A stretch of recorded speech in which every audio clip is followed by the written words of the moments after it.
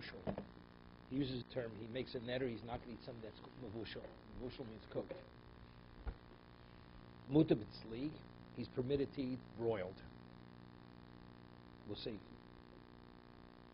Because there's a machlokes tanoim, what exactly mavushal means. Does mavushal include tzli or not? Now, you know, the Gemara says, it's a regular, just a basic principle, that although the Torah uses certain terminologies, and the term means one thing, but what's neder dependent upon? It's the way people speak. So if no, not perceived. It's what people mean. Yeah. So when people speak in the vernacular, if let's say mavushal means cooked and not broiled, even though in the Torah when it speaks about the Korban Pesach had to be broiled, and yet it uses a term, you should cook it. So cook it. So, but it's really irrelevant because the way the Torah speaks and the way people speak are two different ways. So when you speak and you say mavushal in the vernacular means cooked, it doesn't mean broiled. So therefore a person makes a neder, says, I will not eat mavushal. Mavushal. What does that mean?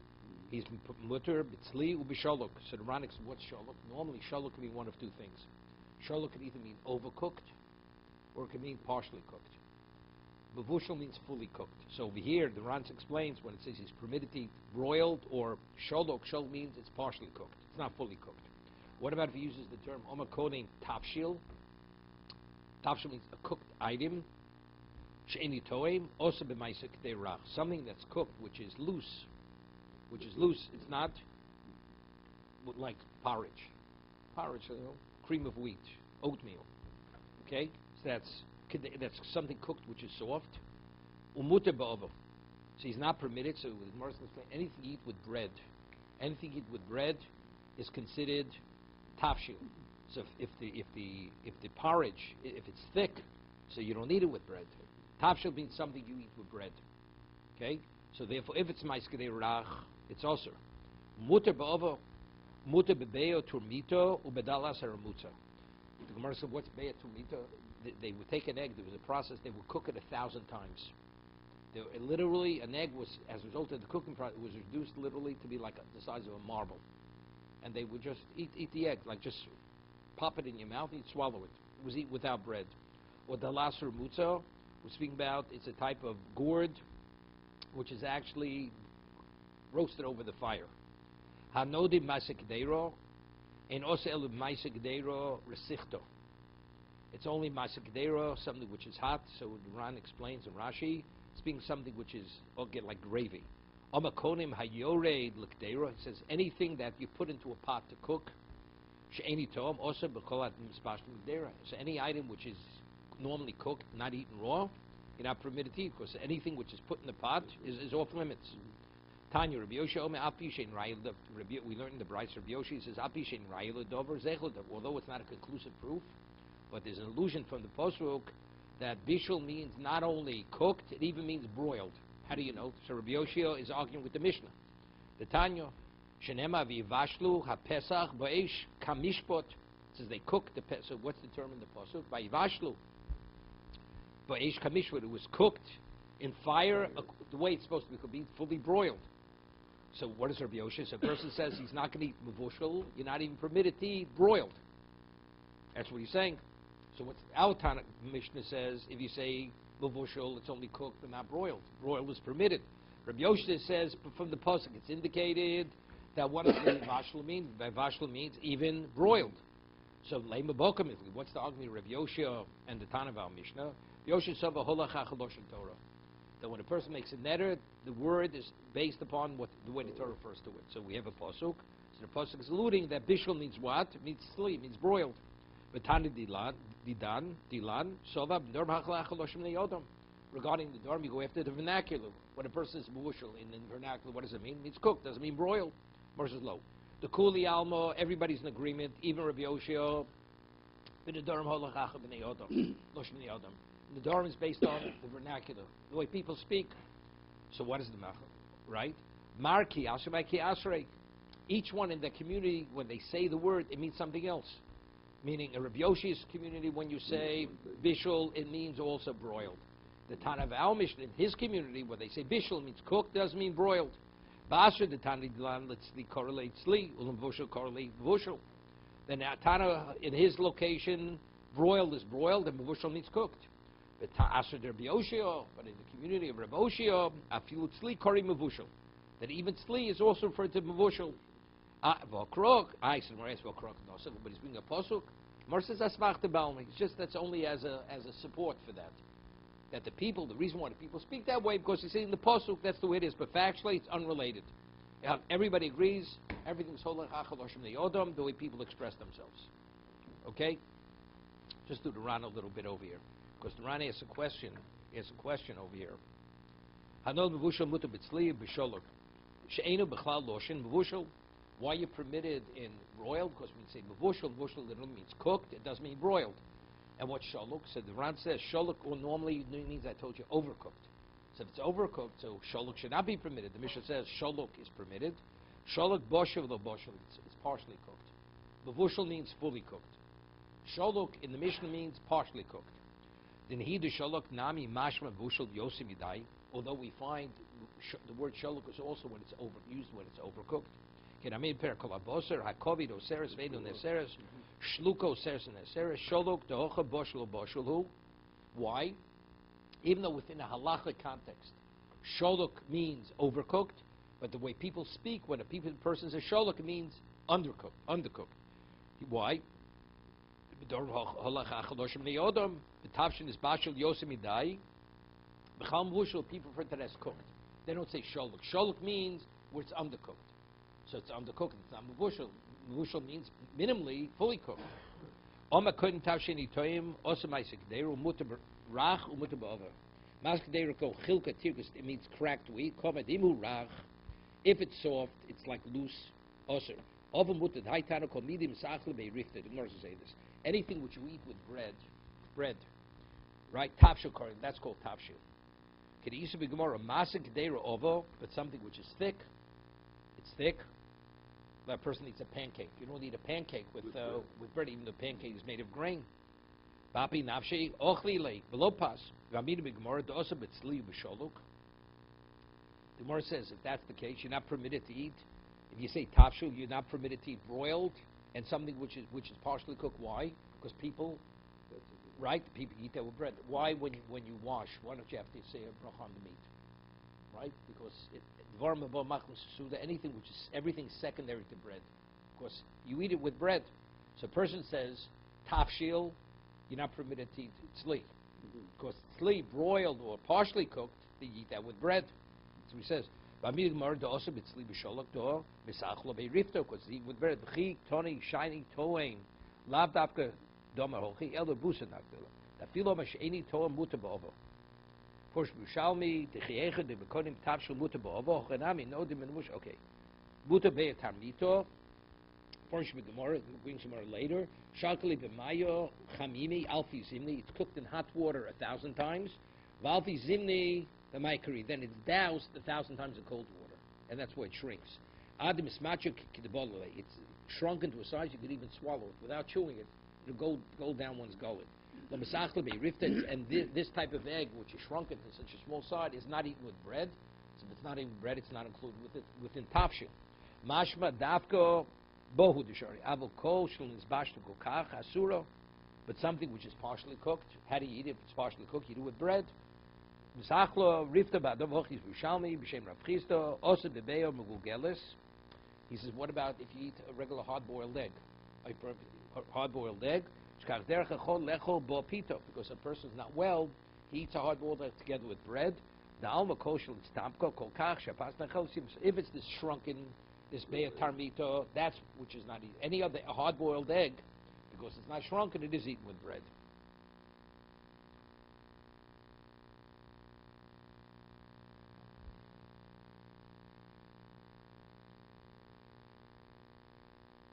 Okay, further in the Gemara.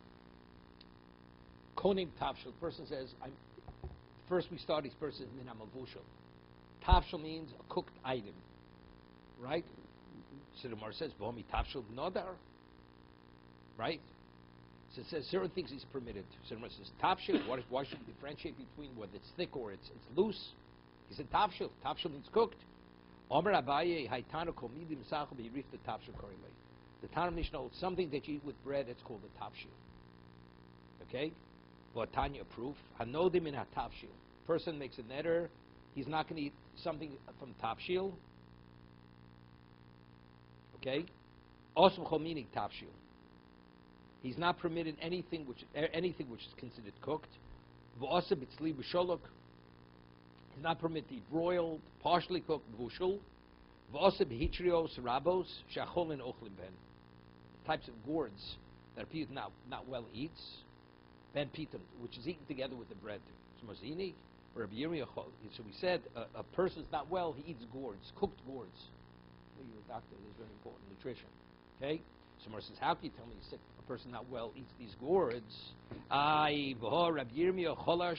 Rabbi Yirmiyah wasn't well. Rabbi Yirmiyah was a namora, wasn't well. Ola gabe ahuasya lasius. A doctor came to pay a sick visit. Choza korei demochas bebesa. He saw a gourd lying in the house. Shavke v'nofa. He walked out. He says, it's hopeless. Why is it hopeless? Musa islay l'dein bebesa. The man has the angel of death. It's poison. For sick, if this is part of his diet, I'm wasting my time. That's what the doctor said. Here we're quoting a brisa that says gourds, which are eaten with bread. That's the fare of a sick person. And here we have Rabbi Yirmiyah. The doctor walks in. He sees the gourd. He says, I'm leaving. I'm wasting my time here. This is the fare of the Malchamavis. Vano eo laso yasei. And I'm going to go heal him. What am I wasting my time? Lokasha. So the more answer is if it's a soft gourd, that's good for the person's not well. If it's a gourd that's hard, that for a sick person it'll destroy him. It'll cause him to die. Rabba Ra'ula Omar Habikra Habagufi. Habikra Gufe, Habagavi Dikra. It depends. If you eat the meat of the gourd, that's healthy even for a sick person. If you eat the shell, the skin, that will kill him. Because he can't deal with it. Darmeb Yuda Luliva Dikra Bisilka. He says if you eat the luliva dikra, the outer part of the gourd, you eat it together with beets. Luliva dekisna b'kutra, and if you eat the outer part of the luliva means the inner, the meat of the of the gourd, if you eat it with beets, and the meat of the flaxseed of the flax plant, it's like a milky. It's b'kutra. Eat it with milk, with the milk product. You shouldn't tell the shidduch. Why? Because you know why? Because they'll go into the field and they'll destroy the flax plant. They'll extract what's inside and they'll just leave the outer casing. Rava Omar Mantcholin. It says people who are not well, they eat the gourd with bread. Who Mantcholin? Seems to be people. It's not they have to have health insurance. Not those kind of cholin. Who are cholin rabbanon? The chachomim they're called cholin. Why? That because the Iran explains that Torah's mateshes kochel shel adam, Torah actually weakens a person's constitution. A person applies himself to Torah. Rava l'tami domer Rava had said, Rava is consistent with his position. Kaman matzlinu today, when we say Rufoinu, whose position are we taking? Because the difficulty is this more Rosh Hashanah. There's a machlokas tanoim. Does Hashem judge the world every day, or it's once and that? Smart says, if so, how do we say Rufoinu? If Hashem already judged, if a person's sick, he's not recovering, so what are we praying for Rufainu? Evidently, it's going to Rabbi Yossi. Rabbi Yossi says that Hashem judges the world continuously every day, so therefore we pray for the sick that they should recover. And who are the sick? Kamamitslin, Aksiri v'Mari. Aksiri are the ones who are, their life has been compromised. Mari means the people who should come on. Rabbi Yossi, Medama Aksiri Mari. Shmamin Aksiri, Aksiri Mamish. Tsiri means people are truly sick. Mari means they have a weak constitution. That's Rabbanon. Let's see the Ran. On this, just on the bottom. Mant cholin Rabbanon enochanam. The kori ben rechichi ben ashuni koshin lecholi. So Mar's answering. Rava answers in the name of Rava. For a person who's truly sick, we don't differentiate whether it's a soft gourd or a hard gourd. When it says over here we're differentiating, we say that it's good that the cholim eat it. If not a person is truly sick, a person who has a weak constitution. The chachomim, cholin ochlim and pitan lav cholim mamosh. Doesn't mean somebody's truly ill. Elaman cholim rabon that feel b'briyuson, even when they're in a healthy state, hey chushe koach. Their strength has waned. Why? Then they shator mateshes kocham, because the Torah weakens their ability. That physical. Come on, let's leave. Come on, Rabbi Yossi. Now this is important. Rat says, "Doma per kam Rosh Hashanah, Odom nidim chol yom." one opinion, Rabbi Yossi says a person is judged every day of the year. The ilu rabona dislu dinid Rosh Hashanah came nigbardino in tfilas moel Islam. If already one's predicament is already set from Rosh Hashanah, so what are we praying for? So why do we pray for the sick? The answer is like according to Rabbi Yossi, tzir tzir mamish cholin mikri tziri. Why is a person who's sick called katzimi? He's been cut off, right? Tziri, lefi shenafshem ktsora machmas cholayim, because their spirit has been limited or compromised because of the illness. Okay, further. The Gemara says, we have the Gemara in Be'ah. The Gemara says, the Babylonians, they're considered tipshoy, they're considered fools. Why are they called fools? Because when they eat porridge with bread. Achli namo ben namo. The Mishnah says a person's nodim in a tavshil, if the cooked item is a grain product and it's loose, you want to eat lokshen and soup with bread, it's okay, because that's loose. But let's say it's thick porridge, that's like eating bread with bread, because the person normally doesn't eat that with bread. But in Bavel, they used to eat porridge with bread. That's nama bin nahama. The Gemara is going to say. Gemara says, "Masis lo kebavloi." Our Mishnah is not following the diet, the cuisine of the Babylonians. Why? Domer abzeira bavloi tipshoi. The Babylonians, they're fools. They're tipshim. The achli lachm belachmo. The Gemara uses the term nama bin nama. In Aramaic, nama means bread. Okay. Omer Rav Chisda. Rav Chisda says, "The Mishalon lahali nagdoni dutzal." He asked those who, Rashi says, what's nagdoni? Either those who are very clean, or people she'ochlim b'nekius, or they're very meticulous in preparing food. So he asked them, nagdoni dutzal. Nagdutzal was the name of the community. Hadein daisa hechem mali lemichli. Like, how does one eat daisa? How does one eat porridge? Right? So they said, the chiti belachmo. Here, hechim mali lemichla. What's the best way to eat it? The chiti belachmo. The chiti. You eat porridge of wheat grain with wheat bread. The sari and barley bread. The sari. Yeah, belachmo the sari. And if the porridge is made of barley, it should be barley bread. Ol dilma the chiti besari or the chiti bechito. Okay, or the other way. Or maybe it should be bread, wheat with barley, or vice versa. Rava achla b'chasisi. Rava, he would eat it with chasisi, kamach shal kloyus. Okay? It wasn't really milled, it was just roasted kernels. Rabba barafuna, ashke do rafunda de kochel, daisa betzbuse. Interesting, Maria. In the old days, people, they used to have like a communal plate. And how did they eat? They didn't have utensils. They would stick a finger in, and they would lick their finger off. That's how they eat. Some people, if they wanted to eat a little quicker, they put 2 fingers in. And wanted to take a larger portion, they put 3 fingers in. Okay, we'll see the Gemara. Yeah, Rabba Rafuna, Ashki do Rafuna, Rabba Rafuna finds Rafuna, Dachli, Daicha Bet Sposa, he was eating porridge with his fingers. Could you imagine? Okay? Omar Leha, my Kochel Mar Biyodik, he asked him why. You can't afford a spoon or a utensil. Why are you eating with your fingers? Omar Leh, Hochi Omar Rav. Rav had taught them, Daisa Bet Sposi Bosim. When you eat it with your finger, it's tastier.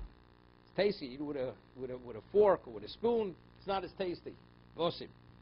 And if you eat it with 2 fingers, it seems tastier. If you eat it with 3 fingers, then it's over the top. Okay, that's a 3-star. 1-star, 2-star, 3-star. Okay. Omale Rab L'chia Berei. Rab said to Chia, his son. Okay. Rab Chia was also, Rab was his uncle. Rab Chia was Rab's uncle, so Rab named the son Chia after his uncle. V'chein Omale Rapuna L'Rabba Berei. And Rapuna said to his son Rabba, B'zamen Loch L'mechel Daiso. He says, if somebody invites you to eat porridge, okay, ad parcel. It's worthwhile to walk 4 miles for such an invitation, because it's something very healthy. Yeah, it's an opportunity. 4 miles you walk. Lamechel biser tura. If somebody offers you to eat ox meat, which is even healthier, at losen parson, it's worthwhile to walk 12 miles. 3 parsas, 12 miles. Omale Rab L'chibrei v'chein Omale Rapuna L'Rabberei kol meidim lo siflut kamei raboch. Normally, if there's a halacha in brachas, more in Ervin, that, if you withhold yourself from urinating, it's a question, it's Torah violation. Because ultimately, it could lead to an infection and cause a person to become sterile. If you develop that kind of effect, because the Gemara tells of a story that there was the Amoraim who went to a certain shear, they would sit for hours, although they had to urinate, and many of them became sterile because they developed this infection. And one of them, it says one time he was able to expel it. It came out green pus, actually was expelled. Okay? So over there, the Gemara says, therefore, the halacha is that even in a public setting, a person has to urinate, you could do it afilu b'fnei isha. There's a woman. Of course, it's a question of what? It's a question of pikuach nefesh. It causes sterility. You permit it. And even b'fnei goy, it's not appropriate, but it's a question of pikuach nefesh. Now, let's say a person has, the Gemara is going to say, a person eats certain kinds of foods, and afterwards, a person salivates. There's certain types of saliva which, if you swallow your saliva after eating certain foods, it's actually detrimental to your health. It's pikuach nefesh. So they told their children. Rav said to his son Chia, Rav Huna said to his son Rabba, "Kol meidem lo siflot." If you salivate after you eat, you shouldn't spit it out.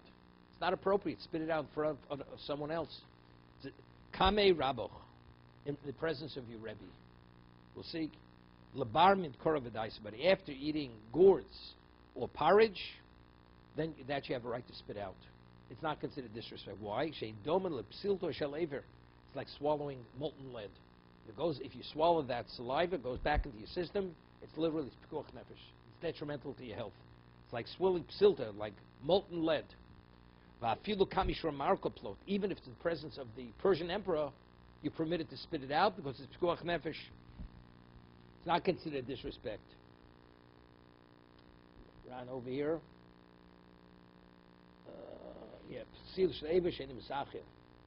Further. Rav Yossi, Rav Yehuda. Hear this. They used to eat from communal plates. So you say, like, if you're a guest at Howard's house, you know what he says? Dig in. Okay, so how do you dig in? Do you dig in with your fingers, or do you dig in with a spoon? So we'll see the story here. Okay, Rav Yossi, Rav Yehuda, Char ochel daisa betzbosei. One ate the porridge with his fingers. Char ochel b'utza, the other one ate it with a spoon, with a wooden spoon. Okay? Omalei d'ochel b'utza l'd'ochel betzbosei. The one who was eating it with the spoon. So Rabbi Yehuda ate it with his fingers. Yeah? It says one ate with one so the one who was eating with the spoon says to the one who was eating with his fingers, Ad mosai atom achlein etzuoscho. A person has dirt under his nails. So he puts his fingers into the porridge. Some of the uncleanness from under his nails goes into the food. He says, "How long are you going to feed me your filth?" That's what one said to the one who was eating with his fingers. Omalei, the ochel betzbosei, the one who was eating with his fingers says to the one who was eating with the spoon. When he eats with a spoon, so after you lick it off, there's saliva on the spoon. So he said to him, "The ochel behutza ad mosei atom achleni rukoch. How long do I have to eat your saliva? Your spit." Okay. Now you know why they had antibodies. These people. They built up resistance to disease. Okay. Rav Yehuda Reb Shimon Eisel Kamai Belusfin or Belufsin. Yeah? They brought before them certain kinds of unripened dates. Reb Yehuda Ocha, Reb Shimon Lo Ocha. Reb Yehuda ate it, Reb Shimon wouldn't eat it. They were unripened. Amalei Reb Yehuda, my time of the Ochil. So Reb Yehuda says to Reb Shimon, why don't you eat the dates? Right? Lo Ochamar, Amalei Reb Shimon, Elu ein yotzim mimayam. Once you eat them, they don't come out. Yeah, they get stuck inside. You can't digest them, and to expel from your body, it's nearly impossible. Kolikar, yeah, kolikar. Omalei Rav Yehuda, kolshkein, shnis mechalim mocher. Just to the contrary, the longer it stays in the system, it's based on the Gemara Shabbos. Gemara says that the digestive system of a dog is 3 days. Dog takes it 3 days to digest something. Why? Well, since a dog is a despised creature. Dog is man's best friend, right? But of course, a dog is a despised creature. The Gemara says that in Shabbos, that a dog, that if you give it a piece of meat or a bone with meat on it, something you have to take a rock and throw it after the dog, because a dog is so needy of affection. It believes if you show it any kindness, it endears itself to you. So if you take pity on a dog, make sure to throw a rock afterwards, because you don't want it to attach itself. Okay? So Gemara says because that Hashem did a chesed with the dog, When he created the dog, that its digestive system is 3 days, because the longer the food stays in its system, it sustains the dog longer. Because it doesn't have food available like other creatures have food available to them. So that's what Reb Yehuda is saying. Just to the contrary, the longer it stays in the system, the longer the body's able to. If it digests it quickly, you're losing out. But if it stays, of course, eventually digested, it'll be expelled from the body. Reb Yehuda have a Yosef Kami to Reb Tarfon. Reb Yehuda was sitting before Reb Tarfon. He says, you look like you're glowing. You have such a healthy, robust look. This is where Reb Tarfon says to Reb Yehuda,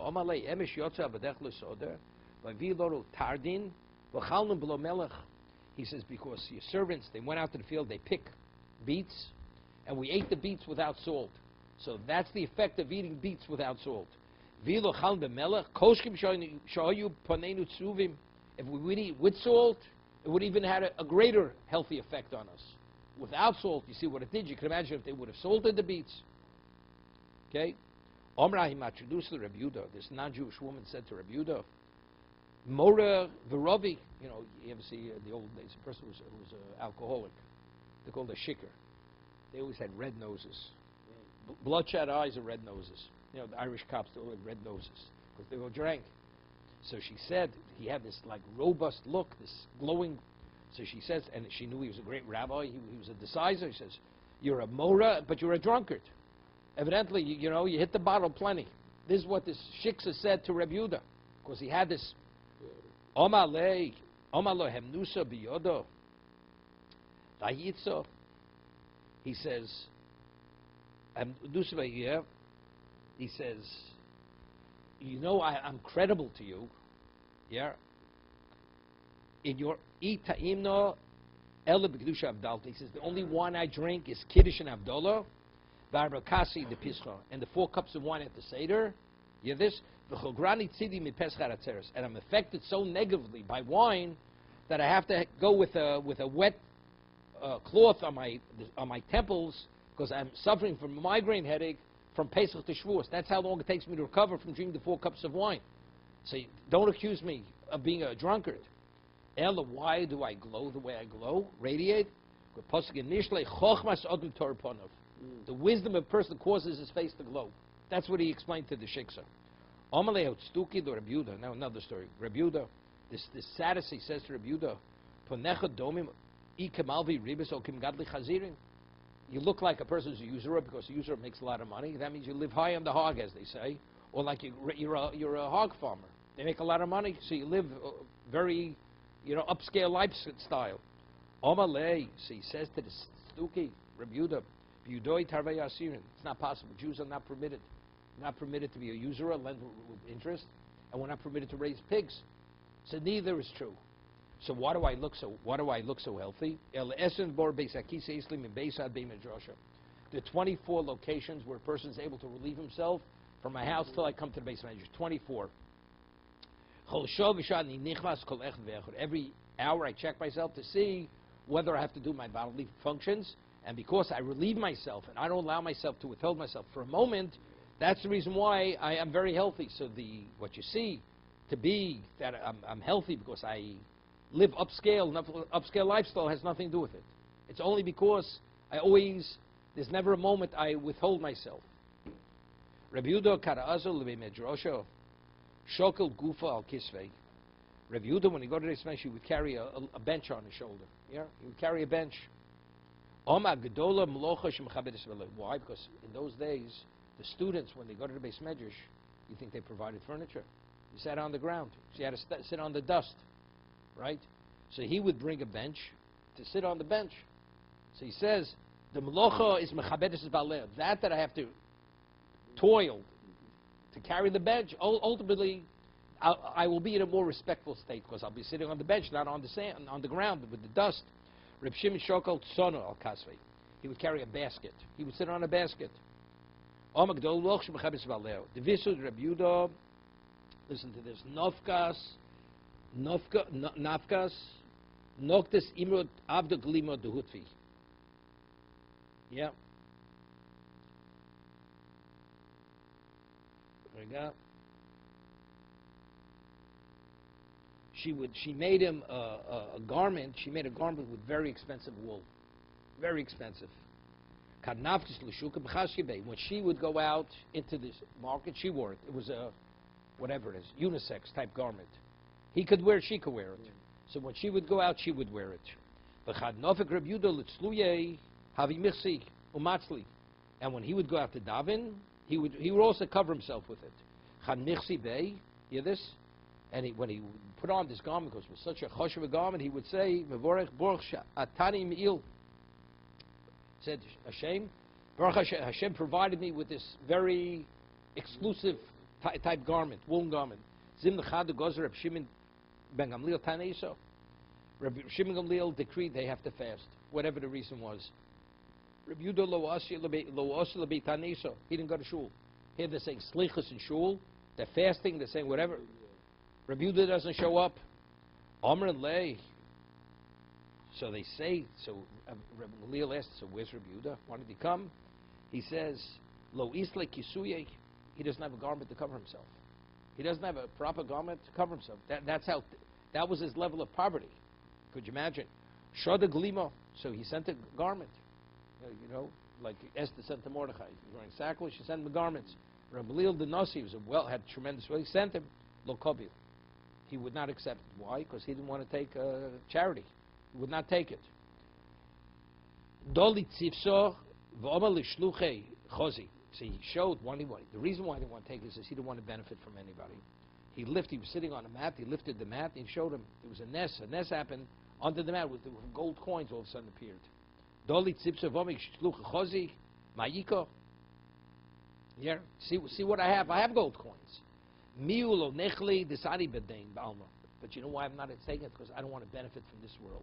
I don't want to benefit from this world. If Hashem provides, I don't want to benefit from this world. Okay, so over here he says,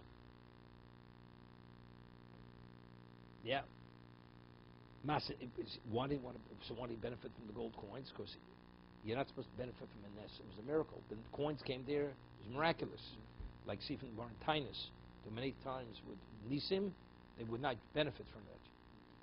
Rabbi Akiva, now this is the famous story of Rabbi Akiva. Rabbi Akiva is Kadashes Le Brate the Kalba Savur. Rabbi Akiva married the daughter of Kalba Savur, who was one of the three wealthiest Jews in Klal Yisrael. The Gemara says again, why was it called Kalba Savur? In the Aramaic, Kalba means a dog. Savur means sated. You'd come out you'd enter into you were famished like a dog, and you'd go out sated. That's why. So he was called Kalba Savur. Shoma Kalba Savur. Yeah. Adra Anomi Kol Nichsei. You imagine, because Reb Kiva initially was an Amoritz. The Gemara says in Psochim, he knew nothing. He was an ignoramus. And here you have the most prestigious family. His daughter goes and elopes with a shepherd. He made a netter. He disinherited his daughter. Okay? Oslo Vinsiva Leibiso. Yeah. Oslo Vinsiva. They got married. This is so Havagonu Beitivna. They were so poor, they were laying on straw. That's what they had. There's a woman who was brought up like a princess, but they were so poor because her father disinherited. She was lying on straw. Having come mintkit lay tivna min mazir. Rabbi Kiva was picking the straw out of her hair. The straw that they were using as beds, it became intermingled in the hair, and he was taking the straw out of his wife's hair. Omar lo. Ihavoi li Ramim loch Yerushalayim Dava. This is Yerushalayim Shel Zahav. You know this song, Yerushalayim Shel Zahav. That's where it comes from. He said, if I would be able to afford it, I'd buy you a necklace, a gold necklace, and and on it, it's imprinted or it's formed Yerushalayim made of gold. The city of Yerushalayim in gold. Piece of jewelry. Oseliyo, idmi lahon keinsha. Immediately, they were literally abject poverty. A person that kind of poverty, afterwards you become disillusioned. So Elio comes, idmi lahon keinsha. It appears like an ordinary person, the kokori above it, and he's calling from the doorway. Here they're sleeping in this hovel, whatever it was, on straw. Amalu hovuli purta ditivno. Could you give me some of your straw? I don't even have straw. The yoldasitzi, Leslie made him laguna. My wife just gave birth, and she has nothing to lie on. Could you give me some of your straw? Because I don't have a straw. Omale Reb Kiva linsose. Chozi gavda fil tivno luisle. You think we have it bad? It's even worse. our situation is considered good compared to somebody else. So the Ran explains, Elio came because he wanted them to feel, they should feel that it could be worse. And when you understand it could be worse, then you make do with what you have. Okay? Some people believe it can't get worse. God forbid, a person should know what it means to be worse. Take a look in Rashi, the Ran. Oselayo, idmi like incho kadesh lenachim. Also was a consolation. Laharos lem sheyesh aniyim yosemhem. The people who are even more impoverished than they are. Right? So he came specially. Omar le zil havibe Rav. Hear this? His wife says to him, I want you to go study. Reb Kiva's wife, I want you to go study. Ozel tati sorishnin. Kami de Reb Lezer Reb Yeshua. He spent 12 years learning before Reb Yeshua, Reb Lezer Reb Yeshua. They were his Rabbeim. These were the Gedolei Yisrael. He went to Yerushalayim. Lemishlim tati sorishnin. After 12 years were up. Ka'osa lebeisei. He came back afterwards, comes to his house. Shoma min achori beisei. He was outside the house. He didn't even go in. He overheard a conversation. Dekoma lechad rosha levisu. This evil man said to his wife, he's trying to really destroy the marriage. Shapa ovad lechavuch.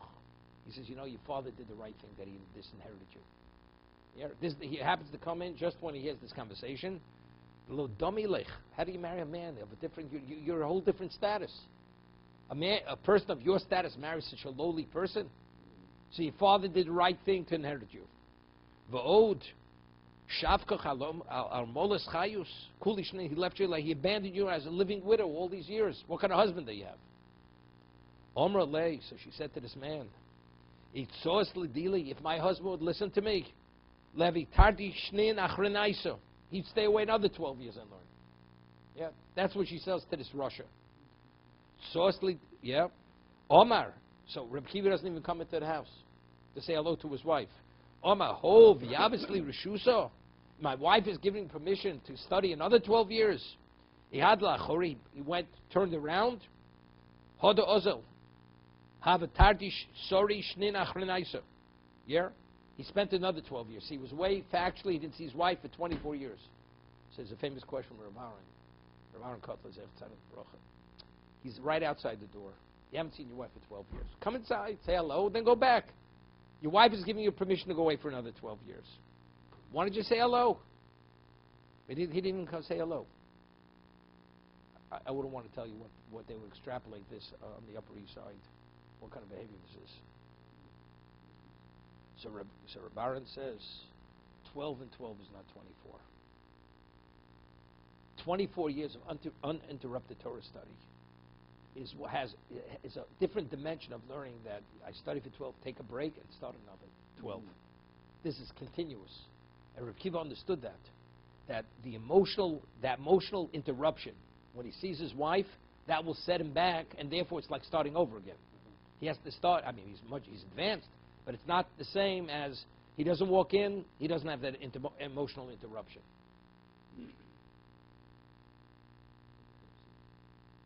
Exactly. That's what it is.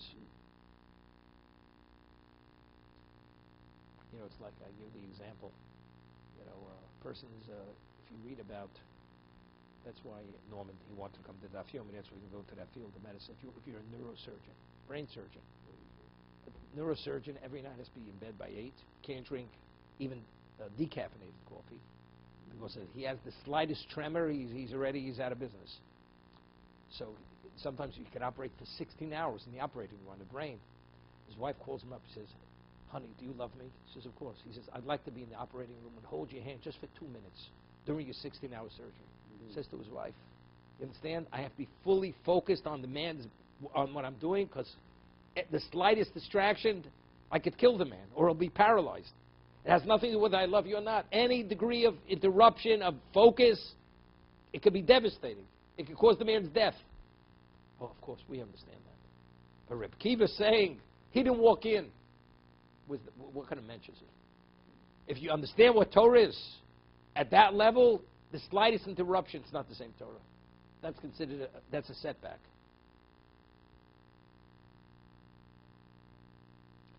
Also, be'esrin v'arbo alfin zugi. There's a question over here. Did he come with 24,000 pairs of students? Or did he come with 24,000 students? That means he came with 48,000 students after 24 years. Nofikuli Almalape, so everybody went out to greet the great rabbi. Can you imagine somebody coming with that many students? Vafi Compton Lemefik Ape, she also got up to go. But you can imagine what she was wearing. She was destitute. Her clothing weren't even appropriate. Amala Ahu Risha, said this woman who was a marsha, said to her, Vat Lehecha, where were you going? You're also running to the rabbi. You're a nobody. You don't even have appropriate attire to wear. It's a question over here what this means.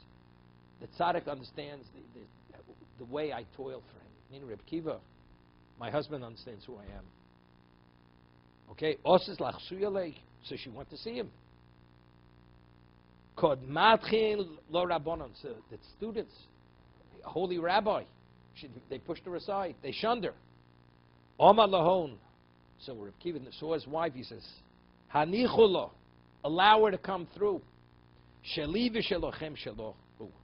Your Torah, my Torah, it's all attributed to her. Everything we have is her. Yeah, that's the story. She came through. She was the heroine of the day. If not for her, all this Torah wouldn't be. So Duran says, only because she gave him permission and she encouraged him to go, that's why he's able to become who he was, and therefore he was able to mentor these tens of thousands of Talmidim. Wow. It's a story. Imagine, they had one, when he came back, he met a child, Rabbi Kiva, and the kid was unbelievable. So Rabbi Kiva had charota. If he would have been with his wife, he could have had such a child. He didn't realize that was his son. The son was like a super genius. I mean, in Torah and everything. And it turned out, because he originally consummated the marriage. He was with his wife. She sent him off afterwards.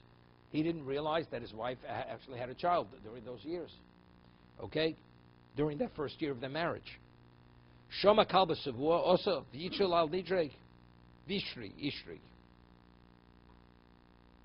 Okay? And he was matir. He was matir in Neder. Mark Subas tells the story. This is the father, yes. So once it was annulled, then he was able to become wealthy, to benefit. Now the Gemara says, Mishis Mili Ita Rabbi Akiva. Rabbi Akiva became wealthy. He had 6 encounters which made him wealthy in his life, Rabbi Akiva. One, Min Kalba Savur, meaning after he annulled his Neder, now Kalba Savur was the richest Jew. 1 to 3, so he was able to benefit from his father's wealth. Min Elo de Sfinto, yeah, in those days, sailors, boats, when they would go, they would have like an image of a ram on the front of the ship. That had to do with like divination. It was like good luck. You went out to the sea, and never knew if you're coming back. So they used to have this image of a form of a goat or a ram, and it was filled with gold coins. So he found one of these things on the seashore. Okay? So he opened it up. He found this treasure. The Chosvinto Abdin-lo, yeah, min eino. Yeah? Every boat had such a thing on it, because that was like the good luck charm.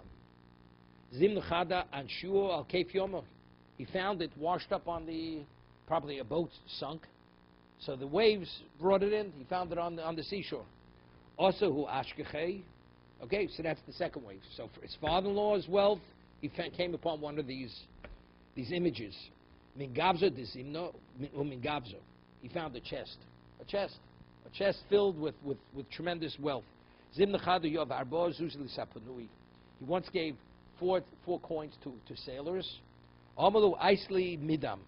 Uloashku. Elagabzo Al Keif Yomo. Asualek.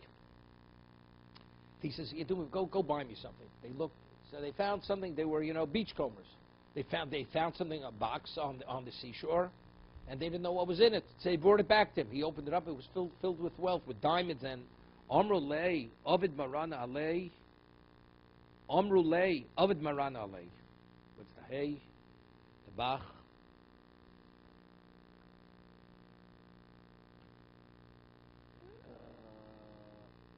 It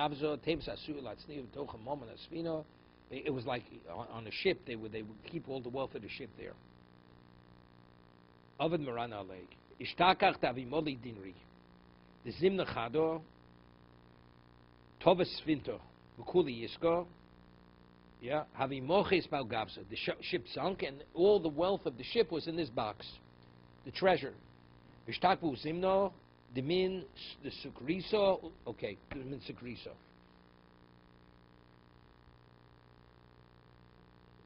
Sukriso, what does Sukrisa mean? What does he say over there Sukrisa means? What?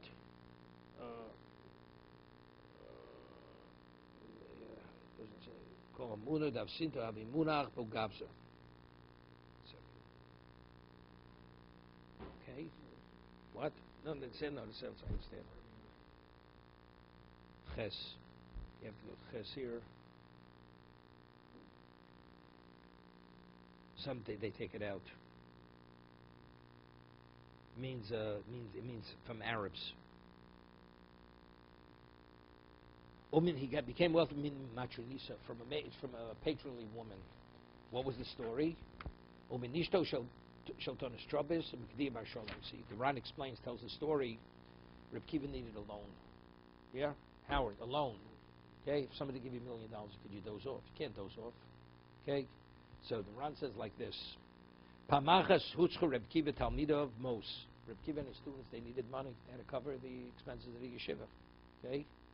V'holchol etzem achunisa omerlo Reb Kiva hareini malva osoch v'tiato lover v'akodesh baruch hu v'yam hareivim. This she said, God and the sea will be the guarantors for the loan. She gave him the money. B'dover, yeah, b'dover. Kova lo zman li piron. So they said, time to pay. This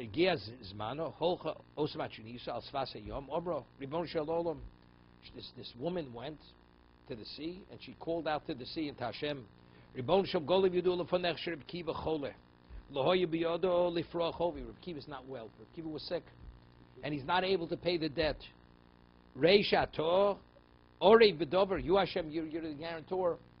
Miyat, so what happened? Instantaneously. No, I was going with the hand. That's not what happened. No. Immediately, the daughter of the emperor became insane. And she took her father's wealth and threw it into the ocean. And all of a sudden, that box with all the wealth washed up on the shore. Okay? It's not so simple like this. There has to be something behind that.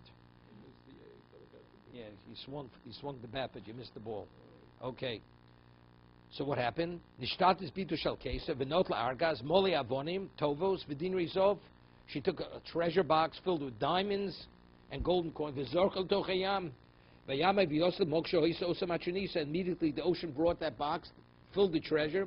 Yoshev asfas yom miyad not l'sol ark v'ochelo liyomim. So eventually Reb Kiva recovered from his illness. U'ba'al eitzel she came to pay the debt. U'ma'osa biyodo. He says, I already collected it from the guarantor. Not only that, she was an honest woman. I'll give you the difference. Meaning that it was the debt plus much more. So she gave him the difference, which was beyond the debt that was paid. The difference, that's from that Reb Kiva became wealthy. What was the story? That was the story. This Gemara says Tonostropus was the Roman governor, and they would always debate in front of the emperor, and he always would make a fool out of her husband. She was a beautiful woman. She went home, and her husband told her, every time I go, I'm disgraced in public. He says, if you want, you give me permission, I'll disgrace Rabbi Kiva. She was, you know what? I'll seduce him.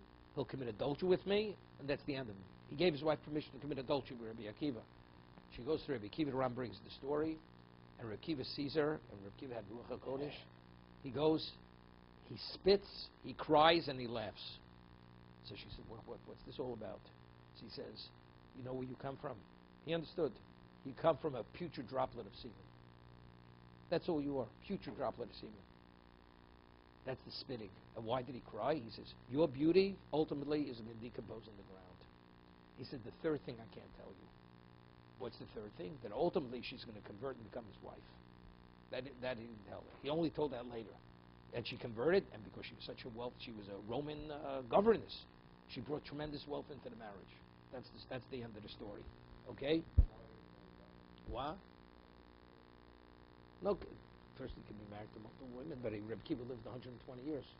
So this could have been earlier in his life. Okay? Okay? Rab Gamda Yov Zuzeli Supanoi Lasui B'Hon Mendo Luashku.